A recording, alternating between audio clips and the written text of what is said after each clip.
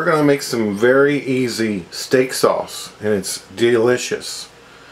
I have a half a stick, which is 2 ounces or 1/4 cup of butter. I'm going to add a tablespoon of ketchup,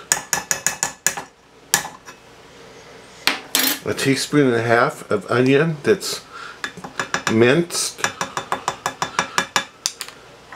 1/4 teaspoon of pepper,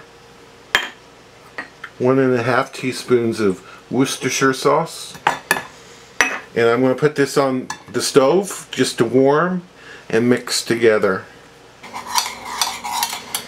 Well, I've made my steak, and here's some of that wonderful homemade buttery steak sauce.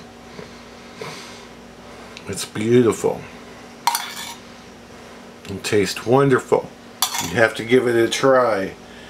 Thank you so much for watching.